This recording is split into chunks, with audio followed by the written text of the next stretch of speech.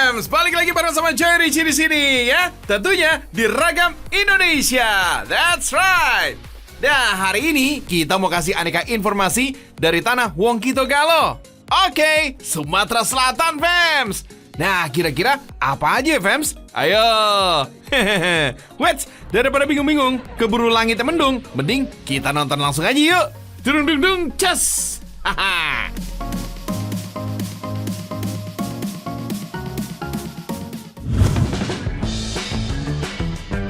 Wih, imutan lucu banget sih burung-burung di sini. Ada parkit, lovebird, dan burung hantu, Fams.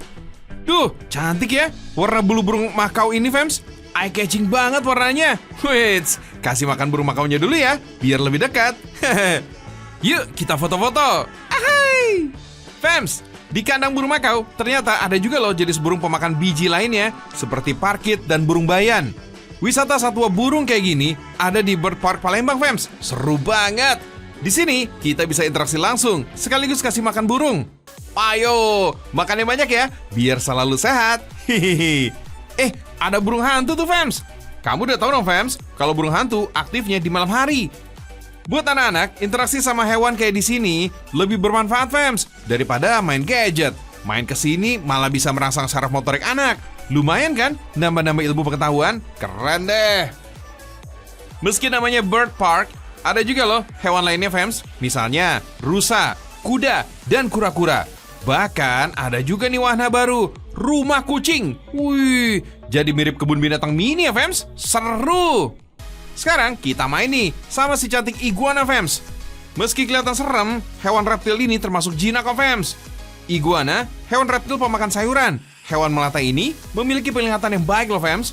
Iguana bisa melihat warna jingga, kuning, merah muda, dan biru dengan jelas. Pantas saja mereka langsung serbu pengunjung yang bawa sayuran. Sabar, sabar, semuanya kebagian kok. Buat kamu yang ingin berkeliling Bird Park Palembang tapi malas jalan kaki, bisa loh, Fams. Sewa kuda untuk berkeliling area wisata yang luas mencapai 1 hektar. Wah, jadi serasa punya taman sendiri nih.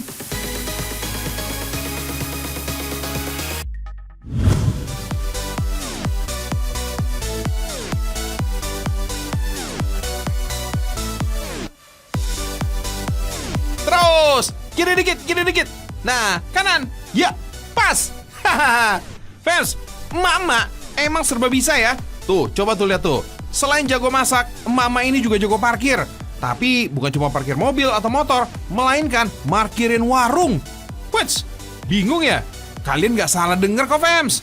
Bentuknya memang perahu, tapi sebetulnya ini bukan perahu wisata atau perahu nelayan biasa, Fams. Ini tuh perahu yang disulap jadi warung makan oleh para pelaku usaha kuliner di kawasan Benteng Kuto Besak atau BKB di Palembang, Sumatera Selatan. Inovasi warung kuliner terapung kayak gini memang jadi daya tarik tersendiri nih bagi para pengunjung. Apalagi setiap warungnya punya berbagai menu yang gak boleh kamu lewatin, Fams. Nikmat banget kan menyantap sajian sambil menikmati suasana Sungai Musi yang asri? Apalagi sambil menatap megahnya jembatan Ampera. Kalau saat pagi dan siang, menu pindang jadi andalan. Nah, pada sore harinya, pengunjung bisa mencicipi jagoan kuliner Palembang. Apalagi kalau bukan pempek. Kalau ngebahas kuliner satu ini, emang gak ada habisnya, Fams. Mulai dari inovasi bentuk dan rasa, hingga inovasi cara penyajian. Kayak penyajian pempek yang bisa kita rasakan sambil menikmati semilir angin di atas perahu ini kan, Fams. Pempek yang disajikan ada bermacam-macam, Fams. Mau pilih yang kapal selam, lenjer, adaan, lengkap. Atau yang suka buah-buahan, ada juga nih pempek pistel atau pempek isi irisan pepai muda yang segar. Otak-otak ikan juga nggak boleh ketinggalan, Fams. Jangan lupa sambil nyeruput cukonya. Walah, lama nian. Orang Palembang emang nggak bisa dipisahkan dengan nikmatnya cuko, Fams. Gak ada pempek, gorengan, otak-otak, tahu, apapun jadi deh cocol dengan kuah yang satu ini. Kalau sudah yakin sama rasanya, jangan khawatir juga nih soal harga ini, Fams. Jika biasanya makanan di atas kapal ini identik dengan harga yang mahal, deretan warung perahu ini menjual pempek yang ekonomis banget. Namanya juga warung, pastinya ramah di kantong dong. Hehehe. Ada loh pempek yang beda dari yang lainnya.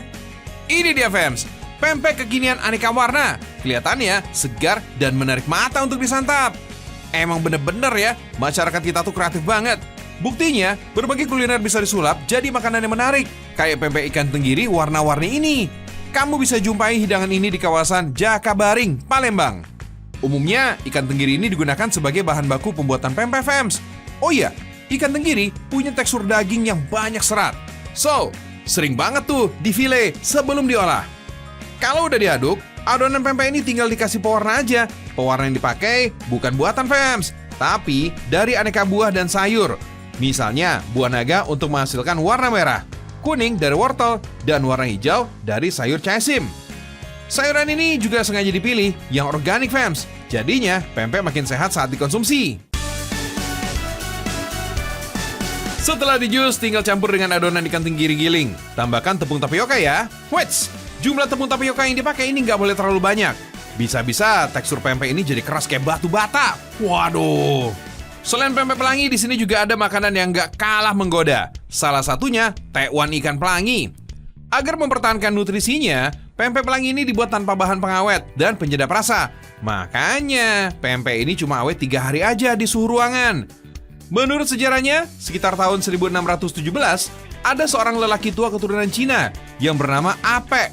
Ia tinggal di daerah tepian Sungai Musi, fams. Saat itu, dia merasa prihatin melihat hasil tangkapan ikan yang berlimpah dan belum dimanfaatkan dengan baik.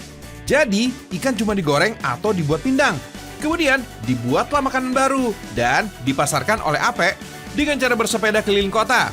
Oleh masyarakat setempat, penjualnya dipanggil dengan sebutan pepek. Lama-lama, hidangan ini disebut dengan empek-empek atau pempek. Wah, unik ya? Awalnya sih, pempek dibuat dari ikan belida, fams. Kemudian dicoba dibuat dengan alternatif ikan lainnya. Maklum ya, sekarang ikan belida ini udah mulai jarang ditemukan. Bahkan ada juga nih pempek yang dibuat dari ikan gabus yang harganya lebih murah. Warga Plus 62 memang kreatif deh.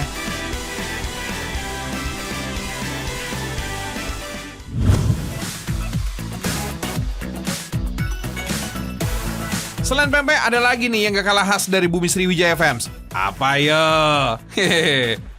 Kriuk-kriuk, renyah dengan sentuhan rasa ikan yang gurih. Dijamin deh, gak bisa berhenti ngunyah fams. Kamu pasti tahu cemilan yang satu ini. Yes, kemplang fams. Kemplang dikenal sebagai oleh-oleh khas kota Palembang, terbuat dari tepung kanji dan daging ikan. Di kalangan wisatawan, cemilan ini menjadi salah satu daftar wajib oleh-oleh setelah pempek. Umumnya kemplang ini bentuknya menyerupai kepingan dengan ketebalan 1 cm. Kudapan ini juga terbagi 2 jenis, ada kemplang bakar dan kemplang goreng. Bahan dasarnya masih sama kok. Kemplang bakar memiliki nama lain kemplang tunu. Cara bikinnya, kemplang yang sudah kering dibakar di atas bara api. Selain kemplang yang sering kita jumpai, ada juga nih jenis-jenis kemplang yang lainnya nih fams. Salah satunya kemplang kipas. Nama kemplang kipas karena bentuknya yang mirip dengan kipas. Warna-warninya sangat menarik perhatian. Nah, bahan untuk membuat kemplang sudah siap. Artinya kita mau membuatnya nih fams. Pertama-tama haluskan daging ikan gabus. Ada yang unik nih. Proses menghancurkan daging ikan ini memakai alat tradisional yang disebut batok kuningan. Tekan daging ikan hingga hancur fams. Kemudian keluar deh ikan di bagian lubang alat ini. Fams, pembuatan kemplang awalnya terkenal dengan campuran daging ikan belida. Itu loh, jenis ikan air tawar yang banyak terdapat di Palembang. Karena ikan belida ini udah dilindungi, pembuatan kemplang ini sudah beralih ke ikan gabus. Nah, kita lanjut nih. Campur tepung kanji ke dalam daging ikan gabus tadi. Aduk sampai rata ya. Dalam pembuatan kemplang, takaran campuran adonan yang digunakan ini adalah 1:1. Artinya, takaran antara tepung sagu dengan daging ikan ini harus seimbang, fams. Setelah diaduk nih, pisahkan adonan menjadi beberapa bagian. Lalu, beri pewarna makanan. Untuk warna adonan bisa disesuaikan dengan selera fams. Nah, kalau udah rata, adonan dibentuk persegi. Lalu, potong adonan menjadi 3. Belum selesai fams. Bentuk lagi ya adonan yang sudah diwarnai tadi. Selipkan adonan warna pada bagian sisi adonan biasa. Nah, gulung deh. Lalu, potong adonan dan bentuk memanjang. Tekan kedua sisi adonan hingga sedikit pipih. Nah, adonan siap dikukus.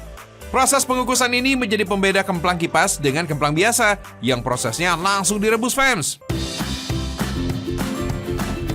Setelah 30 menit dikukus, angkat adonan kemplang kipas. Selanjutnya, masuk ke tahap pengirisan adonan. dengan ketebalan 2 mm. Kemudian, pembentukan kemplang nih fams. Sekilas pembuatan kemplang kipas ini sangat mudah. Padahal butuh keahlian dan kesabaran yang tinggi. Salah dikit aja, bentuknya bisa ngeberaturan. Adonan kemplang yang sudah dibentuk selanjutnya ditaruh di atas tampah, yaitu sejenis keranjang yang terbuat dari anyaman rotan. Adonan kemplang kipas siap dijemur fams. Proses pengeringan kemplang kipas ini tergantung kondisi panas matahari. Saat panas maksimal, kemplang kipas bisa kering dalam waktu 1 hari aja. Fams, ini dia nih momen yang ditunggu-tunggu. Goreng kemplang kipas. Gak bisa sembarangan. Ada cara khusus menggoreng kemplang kipas nih. Siapin 2 wajan sekaligus yang diisi dengan minyak goreng. Wajan pertama berisi minyak dengan suhu panas sedang. Sedangkan wajan kedua berisi minyak dengan tingkat panas maksimal. Masukkan kemplang kipas kering ke dalam wajan pertama. Aduk sesaat dengan tingkat kematangan 20%. Lalu, pindahkan kemplang kipas ke dalam minyak yang super panas. Dalam sekejap, kemplang kipas ini akan terbentuk sempurna. Wah, super cantik fams!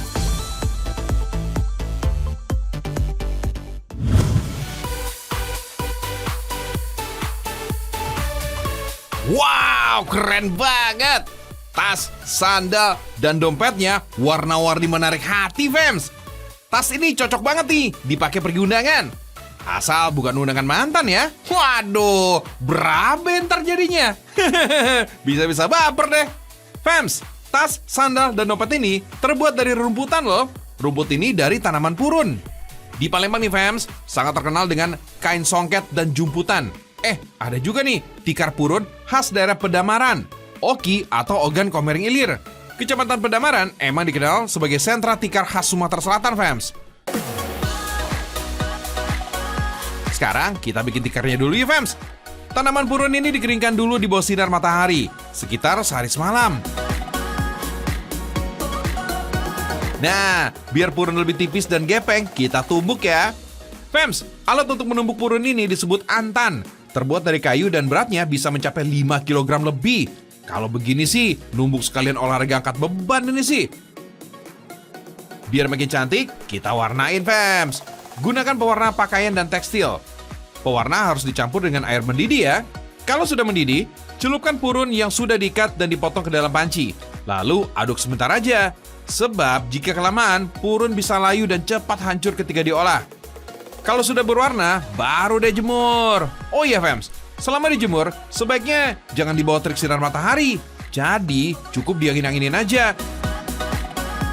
Kalau udah kering sempurna, masuk ke tahap penganyaman. Proses menganyam purun bisa dilakukan di dalam pendopo atau halaman rumah milik warga. Kalau soal teknik menganyam, nggak usah ditanya deh. Emak-emak tangguh ini bisa menganyam 4-5 tikar ukuran sedang dalam waktu 5 jam. Bagi masyarakat Pedamaran 1, membuat tikar Pedamaran ini dilakukan dengan cara merambak alias bekerja secara bersama-sama. Kegiatan ini biasa dilakukan di bawah atau di depan teras rumah, biar selalu guyup. Hehe. Terakhir, masuk ke proses finishing. Tikar purun dirapikan dengan cara dipotong dan dijahit dengan mesin jahit. Kalau udah rapi, tikar purun khas Pedamaran ini siap dijual, fams. Harganya bervariasi kok, mulai dari ratusan ribu sampai jutaan rupiah. Kini, kerajaan tikar ini udah dilirik oleh pengembang bisnis dan negara Singapura loh, fams. Mantap betul di karya anak bangsa ini ya. Kelihatan, Fir.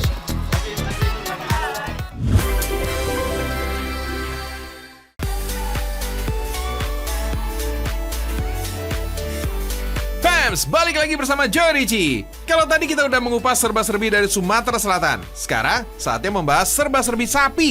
Iya, fams, sapi. Mulai dari tradisi lebaran sapi di Boyolali, lalu bisnis besar kerajaan sapi, hingga aneka kuliner khas yang berbahan hewan dengan nama latin Bos Taurus. Well, daripada kelamaan dan obrolannya jadi kesana kemari, mendingan kita simak dulu nih tayangannya.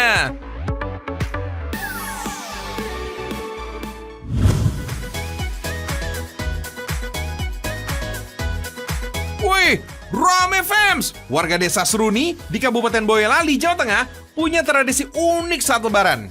Namanya tradisi Bada Sapi atau Lebaran Sapi. Tradisi ini biasa digelar pada hari ke-7 setelah Hari Raya Idul Fitri. Dalam acara ini, sapi dan kambing peliharaan warga, sengaja diarak berkeliling kampung. Wah, seru kan? Sapi dan kambing ini memang banyak diternak warga di sini nih, Fems. Selain sapi pedaging, jenis sapi perah di sini juga melimpah. Gak heran makanya jika sapi yang diarak ini ada banyak jumlahnya nih, Fems. Tradisi unik ini juga menjadi tontonan banyak warga. Bahkan ada yang datang dari luar kota juga loh, Fems. Acaranya sendiri dimulai dengan makan bersama warga sekitar beralaskan tikar. Nah, sehabis makan, lanjut deh dengan arak-arakannya. Bagian depan barisan diisi oleh topeng temben, khas desa Celuntang. Setelah itu juga ada gunungan hasil bumi dan reok topeng ireng. Nah, di belakangnya lagi baru deh ada arak-arakan sapi milik warga. Wah, sapi-sapinya pasti seneng nih, Fems, di bawah mejeng kayak begini. Sekalian cuci mata ya, Pi. Pada leher sapinya juga dikalungkan ketupat agar terlihat cantik. Di sini ketupat adalah simbol kelepatan atau kesalahan. Jadi momen ini sebagai simbol agar masyarakat saling memaafkan. Tradisi ini juga wujud syukur kepada Allah Subhanahu wa Ta'ala atas limpahan hasil tani dan ternak. Udah gitu, masyarakat pun menjadikan acara ini untuk mempererat silaturahmi, Fems.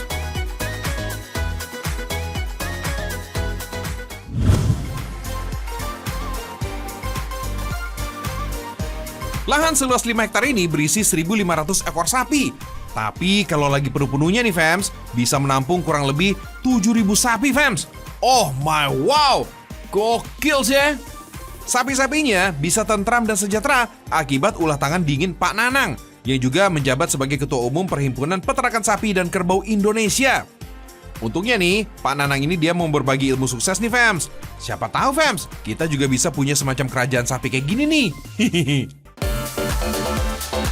Dalam 4 tahun pertama, bisnis yang dimulai dari tahun 2012 ini bisa berkembang menjadi 3.000-an ekor loh, Fems. Resep yang pertama, kata beliau, harus punya passion terhadap sapi, Fems. Selanjutnya, harus tahu nih, jenis sapi yang akan dikembangkan. Indonesia itu punya ras sapi yang spesifik sekali, seperti sapi Bali. Sapi Bali mempunyai keunggulan yang tidak dimiliki jenis sapi lain. Dagingnya sangat kompak, lemaknya sangat tipis, tulangnya itu kecil sekali. Kalau Pak Nanang sendiri sih, bukan cuma punya sapi Bali, sapi dari Australia, sampai sapi Zumba Ongole ini yang terkenal dengan kenikmatan dagingnya juga ada loh, Fems. Oh iya, bisnis sapi termasuk sebagai salah satu bisnis yang menjanjikan, Fems. Di luar bulan Ramadan dan Idul Adha, dalam sehari Pak Nanang ini bisa menjual sampai ratusan sapi loh, Fems. Apalagi kalau mendekati Idul Adha ya. Konon katanya sih, kandangnya sepi banget. Hampir kosong melompong, alias sudah sold out. Mantap! Nah, sapi yang layak dijual di pasaran harus punya berat sekitar 450 sampai 600 kg. Untuk membuatnya punya berat kurang lebih setengah ton ini, ditunjang dengan makanan yang sehat dan bergizi, Fems.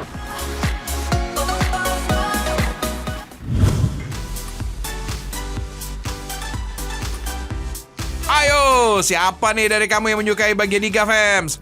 Apalagi olahan iga bakar yang gede-gede gini nih. Wih, mantul kan, Fems? Pastinya puas banget deh. Gak cuma ada iganya aja nih ukurannya besar, Fems. Bakso yang menjadi idola sebagian masyarakat Indonesia pun ada yang berukuran besar juga, Fems. Belum lagi dilumuri oleh sambal. Tuh, emang deh, warga kita ini gak bisa jauh dari yang namanya sambal ataupun cabai. Sajian yang dipanggang ini emang menggoda iman banget, Fems. Aromanya itu loh, gak kuat, Fems. Ukurannya aja ngalah-ngalahin tangan ya, Fems. Udah pasti nih, dagingnya banget dan juicy banget di lidah. Wajib kosongin perut kamu nih, Fems, sebelum menyantapnya. Baksonya juga gitu, Fems. Dengan ukuran besar, daging baksonya pun tebal-tebal. Belum lagi ada rahasianya nih, Fems. Begitu dibelah, jejeng, banyak isiannya. Dari telur puyuh, jagung, dan kacang polong. Bah, gimana tuh, Fems? Kalau kedua olahan ini disantap berbarengan, kuahnya ngepol pastinya. Nah, saran Joy sih, Fems, 1 porsi iga dan 1 porsi bakso ini bisa disantap untuk 3 hingga 5 orang, Fems. Pasti pas deh. Kalau yang kuat makan sendiri sih, sikat aja nih, Fems.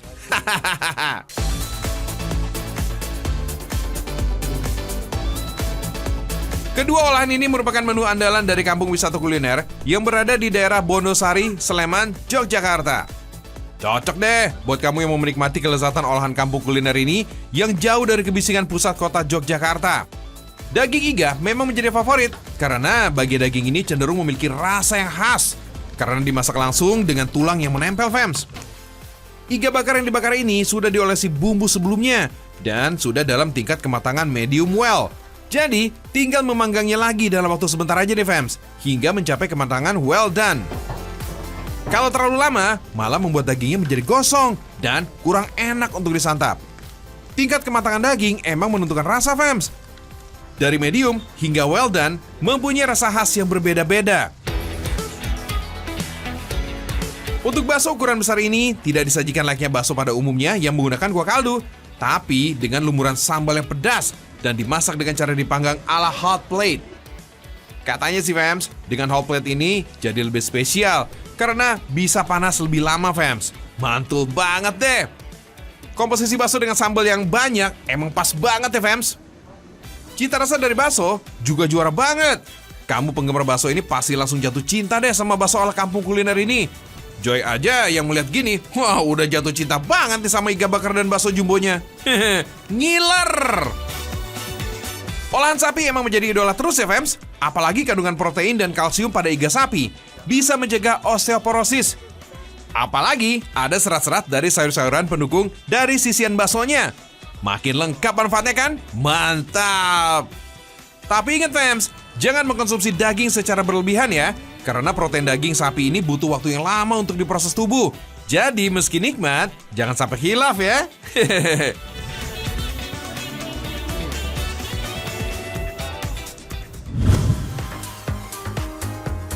Olahan sapi berikutnya ada nih yang namanya sei sapi. Nah, buat kamu nih, fams, yang belum tahu nih, sei ini adalah sajian olahan sapi khas dari Provinsi Nusa Tenggara Timur.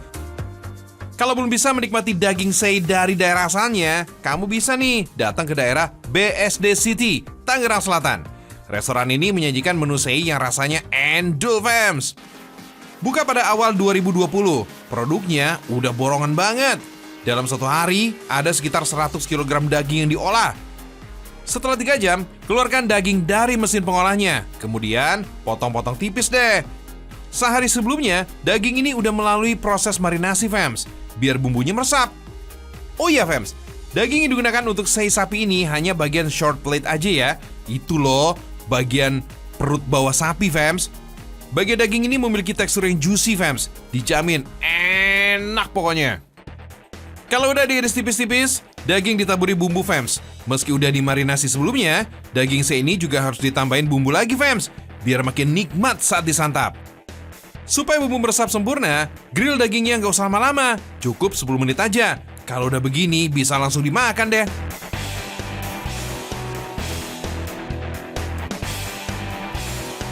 Biar bisa didistribusikan ke seluruh Indonesia, daging sei ini harus melalui proses pengepakan. Kalau udah kedap udara, artinya udah siap nih dikirim ke rumah kamu nih, fams. Bisa tahan berbulan-bulan loh. Fams, banyak orang berpikir kalau daging yang diasap ini selama berjam-jam, kadar nutrisinya sudah hilang. Gak gitu juga kok, fams. Justru sebaliknya, nutrisinya lebih kaya. Pada 100 gram daging sei ini terkandung 32 gram protein. Zat besinya sebanyak 5 mg. Kalsium 15 mg, fosfor 300 mg, dan lemaknya 6 gram. Itu artinya, sei daging asap ini bagus untuk dikonsumsi ya, fams. Ya, nggak cuma daging sapi aja loh, fams. Ada 5 varian yang bisa memanjakan lidah. Ada pilihan daging tenderloin, lidah, bebek, bahkan ayam. Oh iya, saat makan sei ini harus pakai sambal ya. Nah, sambal yang cocok banget dipadukan dengan segala jenis masakan tradisional adalah sambal luat. Tapi bisa juga kok pakai chili oil dan sambal mata. Pasangan nasinya jangan lupa, pilih nasi jeruk yang legit dan seger banget. Untuk mengimbangi asupan seratnya, ada tumis bayam, fams. Semua ini bisa kamu cobain dengan kisaran harga 30 sampai 50 ribuan. Murah banget kan? Hehehe.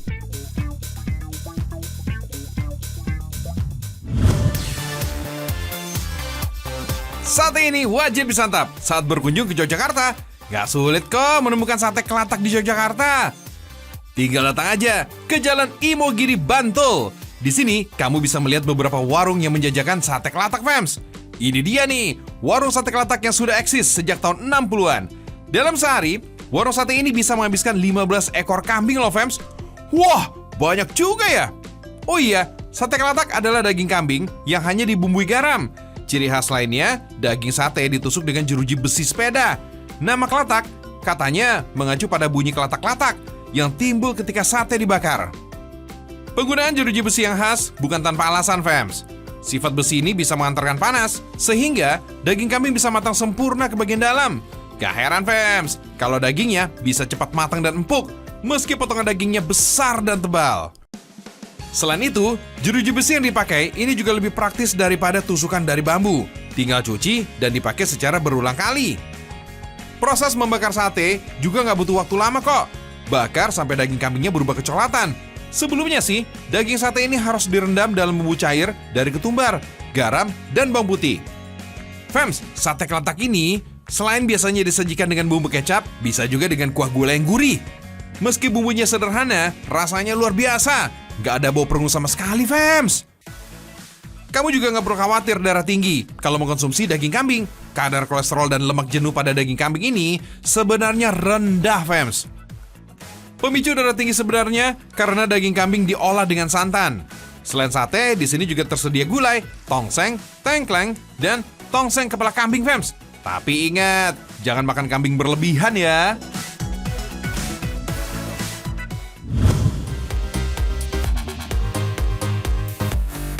Gak cuma dagingnya aja nih, fams. Kulit sapi juga bisa menjadi olahan nikmat.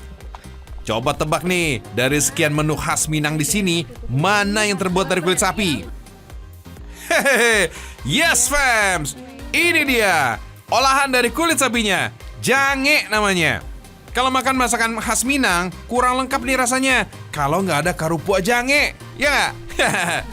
Selain rasanya yang enak, kerupuk jange ini juga banyak loh manfaatnya bagi kesehatan kita. Meskipun sudah diolah menjadi kerupuk, ternyata jange ini dia tetap mengandung fosfor serta kalsium yang cukup tinggi, fams. Kandungan ini baik untuk menjaga kesehatan tulang kamu nih, fams. Tidak hanya itu, jange ini juga mengandung protein hewani yang cukup tinggi dan rendah kalori.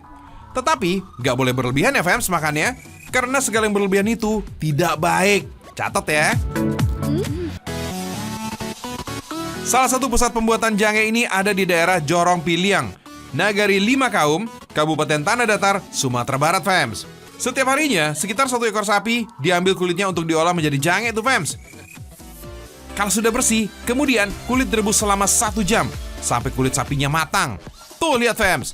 Semua kotoran pada kulit sapi seperti sisaan bulu halus dan lemak terangkat semua. Kalau sudah seperti ini, kulit harus segera diangkat nih dan dibilas menggunakan air dingin sampai bersih. Jemur kulit, lalu tiriskan sejenak sampai kandungan airnya berkurang. Yang ditunggu-tunggu, proses pembakaran kulit nih untuk membersihkan sisa bulu halusnya, fams. Untuk membakar bulu ini juga harus hati-hati loh, fams. Karena kalau terlalu lama dibakar, yang ada nanti kulitnya bisa gosong. Nah, kalau udah, tinggal kita potong deh kulitnya. Kita potong kecil-kecil seperti ini, fams. Karena kalau sudah digoreng, nanti jangenya ini akan mengembang tuh.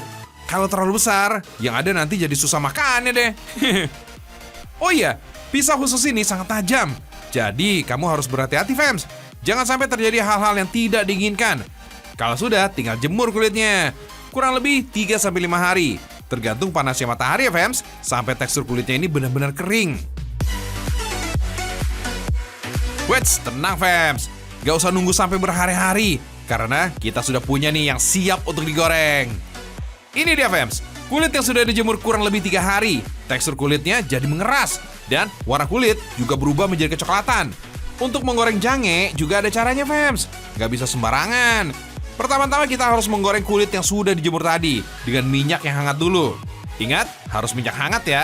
Karena kalau terlalu panas, nanti jangenya tidak bisa mengembang secara sempurna. Gunakan api kecil, fams. Kalau minyak sudah panas, matikan api. Lalu, diamin deh sampai dingin kembali. Oh iya, masaknya juga membutuhkan waktu yang lumayan lama tuh, fams. Kurang lebih sampai 2 jam. Hingga tekstur jangenya ini berubah menjadi lebih mengembang. Kalau sudah mengembang seperti ini sih, jange tinggal digoreng dengan minyak yang panas ya. Tuh, lihat tuh. Hitungan detik jangenya langsung berubah menjadi besar. Gak perlu terlalu lama, kalau sudah sedikit menguning, jange harus segera diangkat. Nah, gimana fams? Lumayan ribet dan menguras waktu ya proses pembuatan jange ini. Padahal kalau makannya sih cepet banget tuh. Emang deh, paling enak itu cuma makan. Kalau pembuatannya sih biar diserahkan ke ahlinya aja. Hehehe.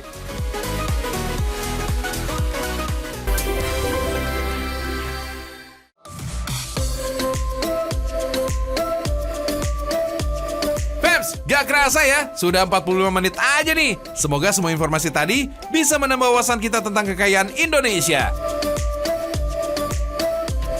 Sehabis nonton tayangan ini, pastinya bisa bikin kita makin cinta dong sama bangsa ini.